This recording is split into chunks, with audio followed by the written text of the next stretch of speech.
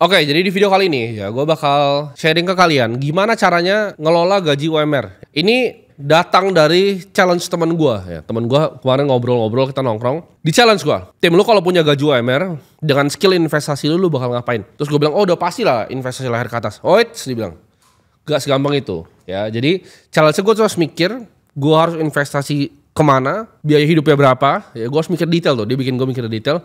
Tapi gue gak boleh invest leher ke atas. Jadi gue kayak karakter gitu, di cap levelnya. Misalnya level gue tuh bisa level 100, karakter gue tuh cuma bisa level 2 gitu. Emang otaknya tuh misalnya goblok bawaan lahir gitu. Jadi gue gak bisa invest leher ke atas, gajinya tuh UMR terus sampai gue mati. Gue bakal ngapain untuk jadi kaya dengan otak gue yang sekarang? Nah itu pertanyaannya, seru kan? Kita langsung bahas aja. Jadi gue udah di handicap nih berarti ya, gue di handicap nih. Kalau gue main bola itu gak boleh pakai tangan tuh, satu kaki lompat-lompat gitu kan. Karena gue pasti jawabnya gini, kalau lu UMR udah fuck it, gak usah investasi. Lu investasi leher ke atas ya, ilmu dan ilmu ya. Tingkatin skill sampai 100 juta sebulan baru lu mikir invest. Itu jawaban gue. Cuman gak boleh kali ini ya. Jadi semoga bisa relate ke kalian. Ya kan gue, dilempar gue tengah jalan set gitu kan. Terus gue kerja UMR, nganter jadi waiter gitu. Kita pakai UMR Jakarta dulu ya. Jadi kalian bisa adjust sesuai dengan lokasi kalian, karena gue di Jakarta jadi gue akan pakai UMR Jakarta. 5 juta ya kan. Gue udah mikir tuh, waduh mampus gue 5 juta. Jadi apa yang gue lakukan kalau gue punya 5 juta? Satu, udah pasti tempat tinggal sederhana ya. Jadi gue harus tinggal di kos-kosan. Kos-kosan gue udah cari, jadi ini gue riset. Ini actually gue riset, jadi gue gak sembarang keluarin angkanya dari mulut gue. Kos-kosan itu yang masih layak menurut gue untuk gue tinggal tuh 1,5 juta ya per bulan. Itu masih oke lah, 3x3 ada ranjangnya, gue bisa ada laptop situ. Itu 1,5 juta angkanya ya. Ada kos-kosan lebih mahal, tapi karena kalau gue punya UMR, dengan otak gue sekarang, gue pasti kos-kosannya 1,5 juta. Itu gue mentok gitu, mentok kayak 1,5 juta. Nah ini makan nih. Makan tuh realistis ya, gue budgetin 1 juta sebenarnya. Ini buat lu ada yang aneh-aneh. Menurut gue 1 juta itu a reasonable amount untuk lu bisa makan selama sebulan, bahkan di Jakarta. 1 juta per bulan, 1,5 juta kos-kosan, itu udah sisa 2,5 juta. Jadi dari 5 juta gaji gue disisa 2,5 juta itu. Kita harus mikir lagi karena gue UMR, most likely gue kerja, nggak tahu gue jadi waiter, gue kerja di mall atau di mana gitu, atau di kantor gitu. Tapi udah pasti gue butuh transport. Ya, transport ini ya gue budgetin 500.000. Menurut gue make sense ya. Ini bukan gue naik Silverbird ya gitu ya. Itu langsung habis kali 500.000. Ini naik angkutan umum ya, kayak zaman dulu gue masih kerja mungkin naik motor, itu menurut gue 500.000 itu adalah angka yang make sense. Satu lagi pengeluaran yang menurut gue wajib, internet mungkin ada dari kos, tapi kan kita butuh bayar internet sendiri dan utilities yang lain gitu, kebutuhan yang lain-lain itu gue budgetin di 200.000. Ini gue coba sehemat-hemat mungkin ya. Berarti dikurangin semua, kurangin transport 500.000 ya, 200.000 untuk utilities. Uang gue tuh basically sisa 1,8 juta. Nah dan gue kalau di posisi UMR ini gue disuruh mikir ya, karena teman gue ini realistis, gue nggak bakal nongkrong sama siapapun gitu. Gue nggak bahkan peduli kalau teman gue bilang, oh kita ke restoran ini, gue nggak lah, tai lah gue makan warteg lagi gitu. Gue nggak bakal kemana-mana ya. Jadi kalau kata, oh budget entertainmentnya mana?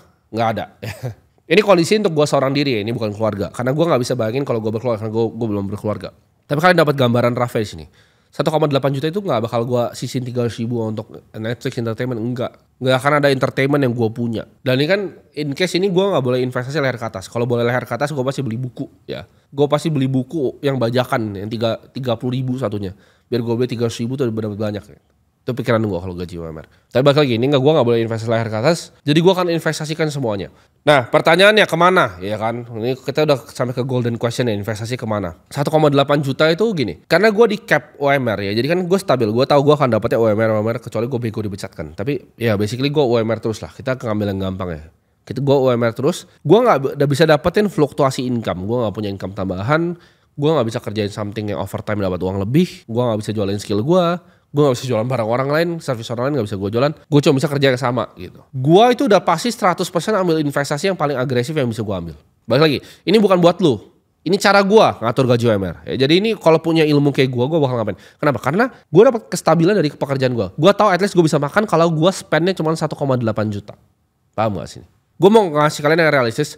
Kalau gue pribadi itu bakal gue trading secara agresif ya. Mungkin gue main options, gue main derivative market. Cuman itu kalian, gue yakin itu gak applicable ke kalian ya. Tapi gue akan cari strategi paling agresif untuk kembangin uang gue ini kalau income-nya di atas gak bisa nambah. Jadi apakah gue akan punya dana darurat? Tidak ya. Tidak, gue akan fokus untuk gue bisa kerja, dapat gaji, terus gue makan. Gue gak akan punya dana darurat. Gue gak akan beli asuransi, ya. Gue gak akan beli yang piramida bawah yang kayak orang-orang biasa. Karena gue di challenge gitu, apa yang gue lakukan untuk bisa jadi kaya. Jadi udah pasti kalau income-nya tuh stabil, investasi harus agresif. Kalau kalian pengusaha income-nya naik turun, nah cari yang lebih stabil justru investasinya. Paham gak sih? Kalau pendapatannya stabil, serangnya di investasi.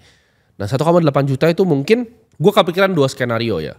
Karena ini gue di kondisi kepepet, kalau in case gue salah tuh masih bisa makan, ya. Gue bakal taruh mungkin setengah itu di Bitcoin udah pasti. Ya 50% udah pasti gue taruh di Bitcoin. Kenapa? Karena simple ya. Gue gak peduli naik turun kiri kanan jungkar baliknya, gue gak peduli ya. Yang gue tahu Bitcoin itu CAGR-nya sekarang itu masih 100% dari awal berdiri ya. Dari 2009 tuh CAGR-nya compound annual growth rate-nya itu 100%. Tapi itu kalau gue lihat saya ya udahlah gue pangkas ke paling gue pangkas, forward-nya kan masa depan gak seperti masa lalu, ya anggaplah benar 30% per tahun ya. Bitcoin akan 30% per tahun kalau gue invest secara berkala, setiap bulan gue tabungin. Itu either 50% atau 100%. Nah, tapi kalau 100%, 1,8 juta langsung gue taruh di Bitcoin semua dengan ekspektasi 30% per tahun ya, sampai mungkin 10 tahun ke depan. Skenario kedua, itu gue 50-50 ya. Mungkin gue cari saham lokal ya, gue cari saham lokal yang stabil ya. At least biar gue bisa mainin dividend play ketika nanti uang gue itu udah gulung ke ratusan juta. Jadi mungkin gue taruh di Bank Mandiri itu 50%. Jadi 900 ribu di Bitcoin, 900 di Bank Mandiri ya. Karena loan growth-nya masih oke banget. Dan gue lihat long term-nya oke. Itu yang akan gue mainin. Jadi gue gak akan terlalu mainin yang kecil-kecil. Kenapa? Karena gue akan mengganggu pekerjaan sehari-hari gue ketika gue punya gaji UMR. Karena gue yakin kalian bukan kayak orang gila yang kayak gue bisa trading sama malam gitu. Enggak. Jadi kira-kira portfolio allocation gue 50-50. Gue gak bakal ada reksadana pasar uang. Gue gak bakal ada obligasi. Gue gak bakal ada posisi cash bahkan. Kenapa? Karena gue yakin gue makan bulan depan. Gue langsung pos-posin tuh. 1,5 di sini, 500 ribu di sini ya. 1 juta buat makan, 200 ribu buat lain-lain. Mentok gitu. Gak bakal ada lewat 100 ribu pun gak bakal. Ya, itu gak bakal. Gue bakal jadi orang paling pelit di dunia ya. Kalau teman gue bilang, oh ini sini, enggak. Di sini, enggak. Ya. Itu bakal gue gandain ya dalam waktu 5-10 tahun. Mungkin portfolionya coba gue hitung di kepala gue. Compound tuh agak sulit itu. Gue mungkin salah ya. Coba 1,8 juta. Hampir 10 tahun tuh mungkin bisa di angka 100 sampai 140-an juta ya. Ya gue gak tahu, udah agak rasti matematika gue. Jadi itu duit gue basically udah ratusan juta di sana. Dan ketika gue masih bisa bungain dengan skill gue di 20% per tahun, lumayan lah gue dapat additional 20 juta per tahun ya kan dari investasi. Dan by tahun ke-15, I'm done. Portfolio income gue udah lebih besar dibanding UMR gue. Di situ gue pensiun. Karena kan gue gak boleh kerja yang lain selain kerja UMR ini ya. Jawabannya jadi gue tidak mau kerja UMR ini. Gue fokus untuk ngurus portfolio gue udah 400 jutaan di situ. Ya udah ya. Gue bungain 400 juta, gue bungain 20% per tahun. Gue yakin karena sebego-begonya gue at least 15% lah. Gue pasti dapat. Jadi 20% per tahun di portfolio 500 juta. Gue rasa gue udah gak mau kerja UMR lagi. Dan gue tinggal kipas-kipas dan menikmati hasilnya. Dan gue gulung. Tapi gue akan terus kayak gitu stick. Gue akan tetap ambil uang 5 juta, tetap hidup sama di kosan. Karena gue akan gulung sampai mungkin di miliaran baru gue mungkin pindah ke apartemen yang sedikit lebih bagus lah. Jadi gue kalau UMR gue akan jadi sepelit itu dan sekonsisten itu dan selama itu. Semoga bermanfaat ke kalian. Jadi buat kalian yang punya UMR ya kalau mau ngikut gue silakan. Tapi itu the best I can think of gitu. Ini strategi terbaik yang gue bisa pikir. Kalau lu mau pakai gaya lu sendiri nabung di deposito ya silakan.